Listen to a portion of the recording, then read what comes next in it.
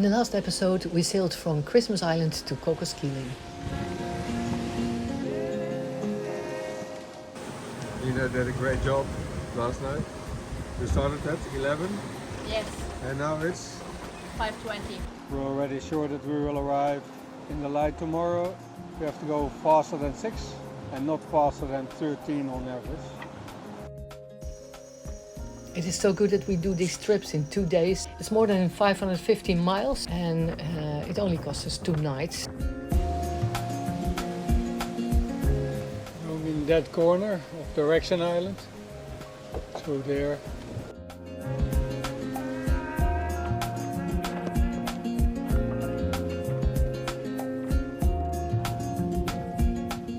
Cocos Keeling is an absolute paradise. We are anchored at Direction Island. It's the only island where you can anchor in the atoll. There's absolutely nothing there, it's uninhabited, but there is a small shed where you can have barbecues on the shore.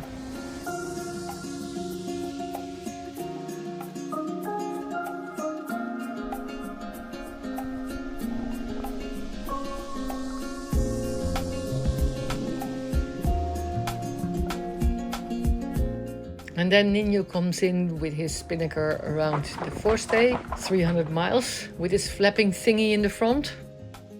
We had a nice excursion to Home Island, which the Gliwo organized. Home Island is the island where the locals live. There's a small supermarket and a cemetery with a view over the turquoise water.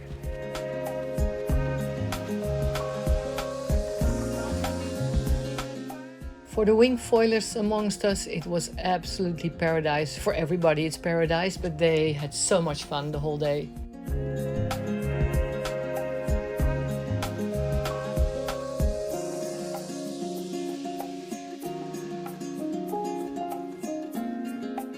What was a little bit less fun is that we had to cut the spinnaker off. It was a fairly new spinnaker.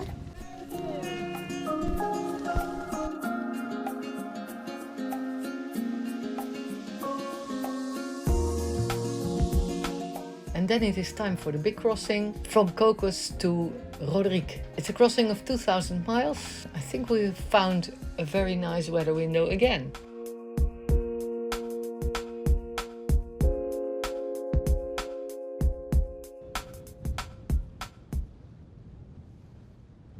Impossible, the first one. This 2,000 miles to Rodrigues.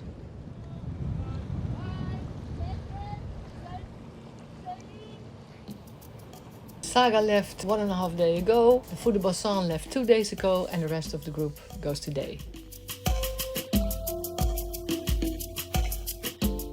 The week that we were in Cocos Keeling, it was blowing constantly 20-30 knots, also in the bay. And after a while, at least I'm really fed up with the wind.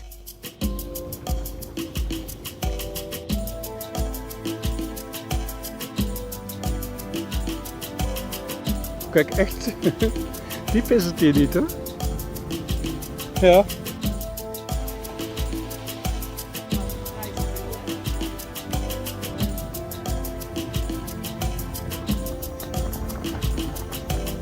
We put the first reef in. Yeah, this BioTrek had a reef as well. It's gonna be not a big difference. And we're better prepared for the gusts.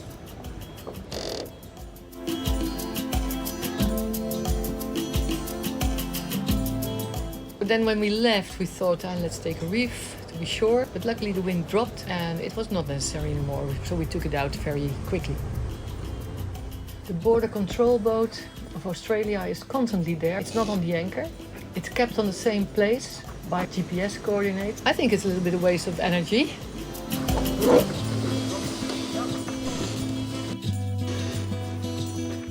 It is so good that Nina is filming now.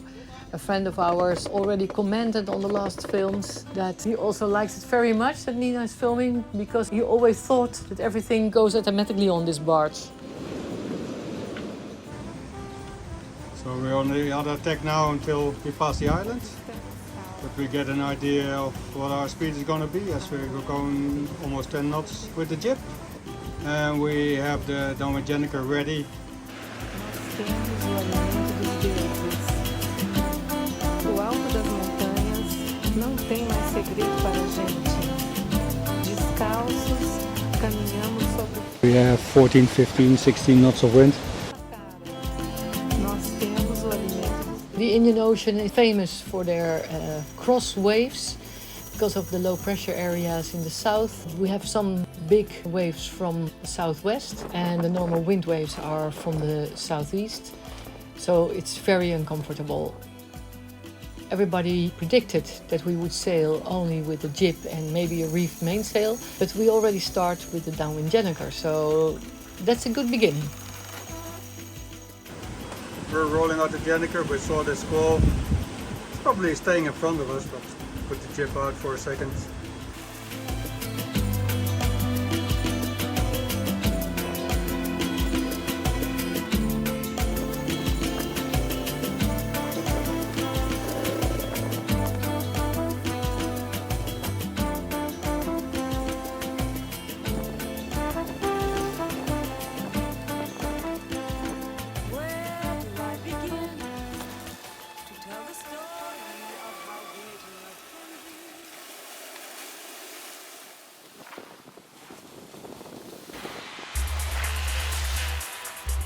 When there is another boat next to us, you can see a little bit of the wave patterns, even though it's not so bad today.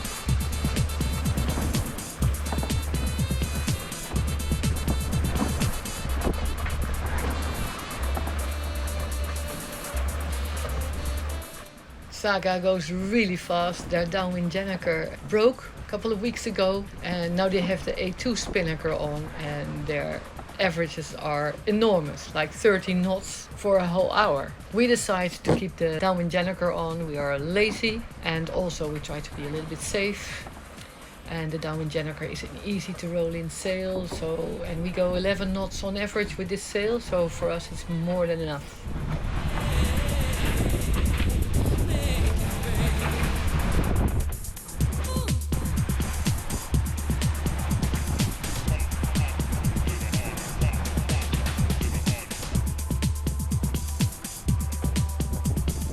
Every day we're checking everything, if everything is connected right.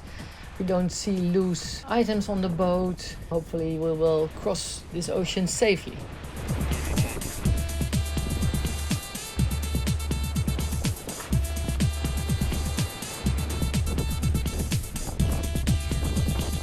For the night we roll in the big gennaker and continue with the normal jib, so that we all have some sleep and Nina can do the night watch without having to wake us up for sail changes or whatever. I think it's a wise decision in my opinion, but the two different captains on this boat often disagree about this.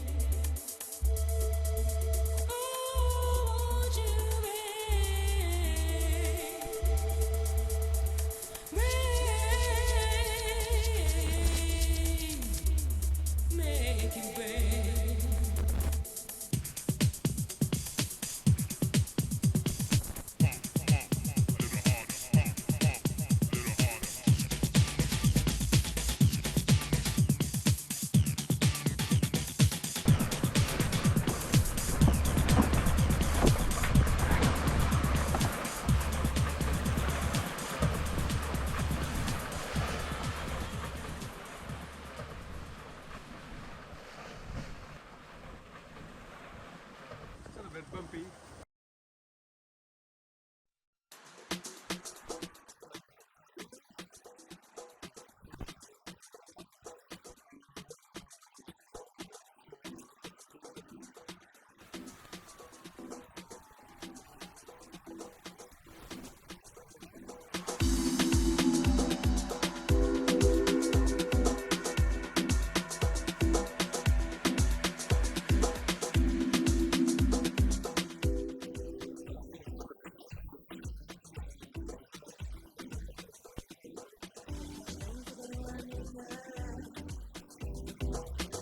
Running around downtown, finding a way to get around. A day without him on It's always scary to bring the drone up in the air with so much waves. The scary part is bringing it in, of course. running around downtown, finding a way through the crowd. Nothing but time for the side, and she needs to, she really needs to find a way to make it through the day. She needs to, she really needs to find a way to make it through the day. She spends her day running around, tries to find her way. In her perfect world she made, she couldn't let him stay. In her perfect world, in her perfect world, in her perfect world, in her perfect world.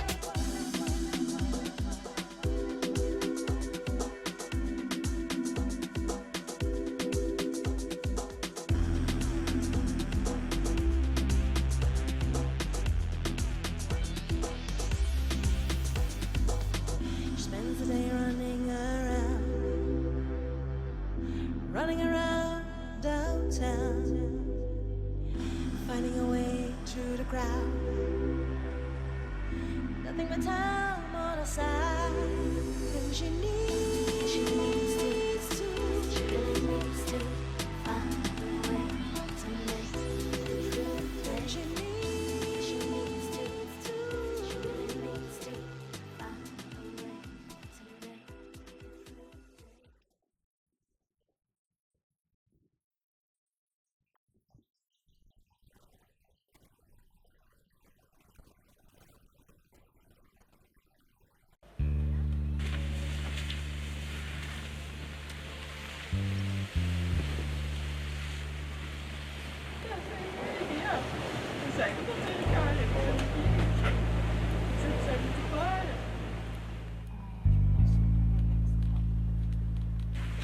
And then there is a moment that the wind drops and we will have a day with very calm weather. So we also decide to keep the generator up during the night.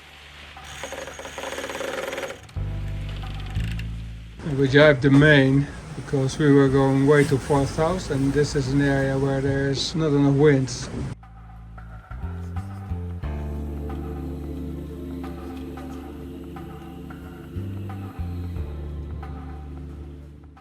So this is the third morning. I think we've been doing almost 500 miles in the first 48 hours, 10 knots on average.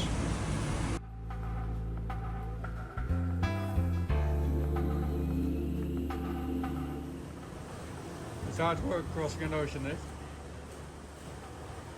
We have Netflix. So this is the third day on our Indian Ocean crossing. Look at the huge difference between our first Atlantic crossing with the ARC in 2019 and now. There was no chance to get more fresh vegetables or fruit.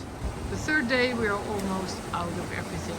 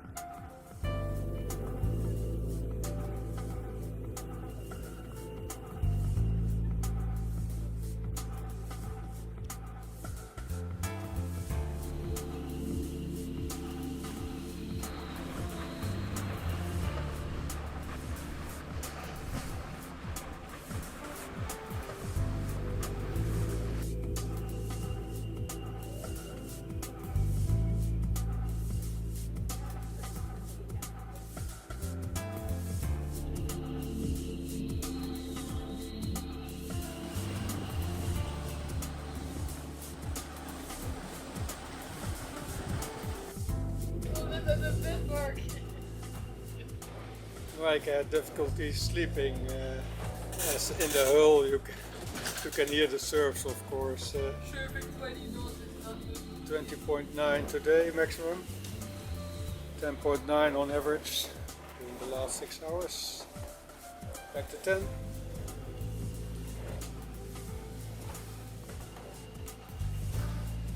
Knots. Still difficult to see it.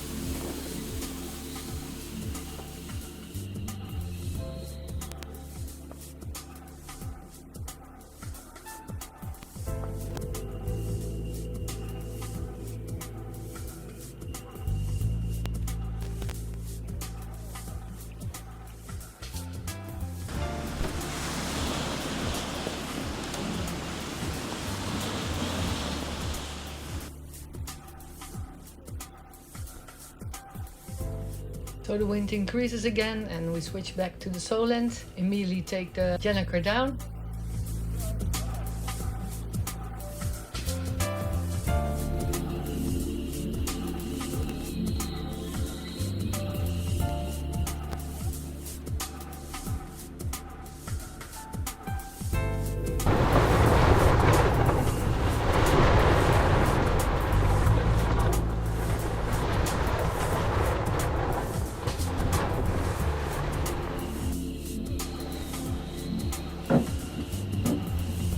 Looks like there's more wind now.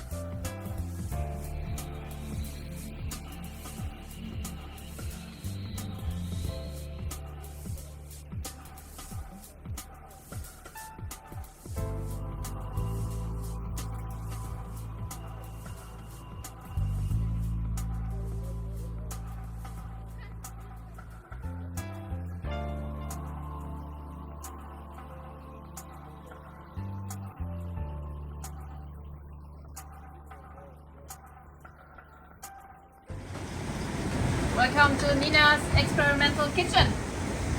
Maybe you survive, maybe not. I knew you had it in you.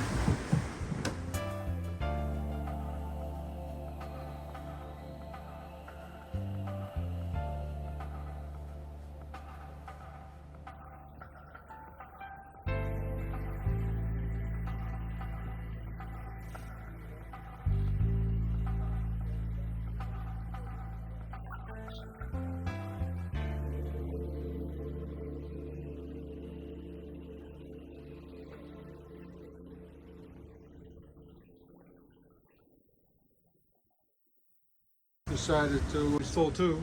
Yeah, it makes sense. Imagine that you would have to hand steer now the last 1200 miles. Yeah. Once in a while we are switching to the other autopilot to give the main autopilot some rest. The other autopilot can only do heading halt, but that's with the Code Zero not a problem because it doesn't matter if the wind changes a little bit.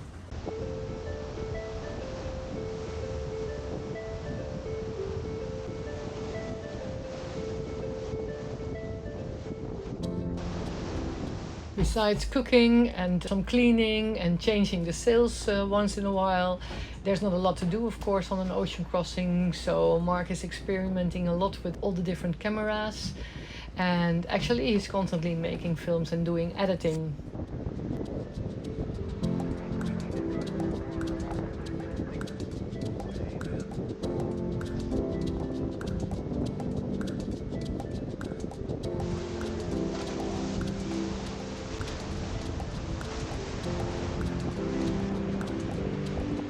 So unexpected. Struggle to find any point of comparison. Now that I've left it,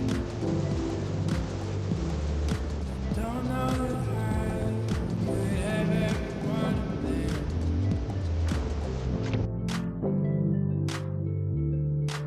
Unsure how could have everyone there.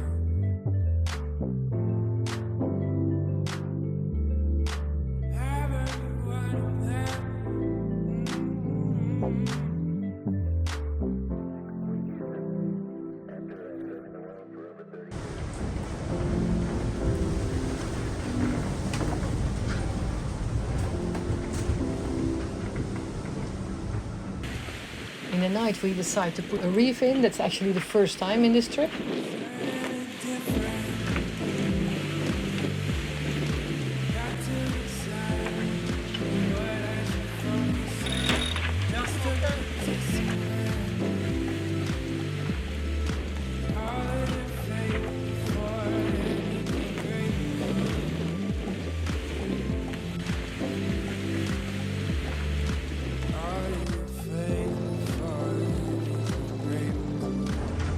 So it's the morning of the fourth day, fifth day. It's the morning of Sunday at least. We have one reef in the main, and in the meantime we put the Code Zero back again. 10.1 overall, 960, max speed 22. We have some interesting surfs. And do you think you're gonna catch POM and BioTrek tonight? POM, yes, BioTrek, no. I don't think it's wise that we go in that direction. Why? There's no wind. BioTrek goes 6.7. So we're mid-ocean now, and in the next episode we're going to do the second half of the Indian Ocean crossing. Happy mid-ocean!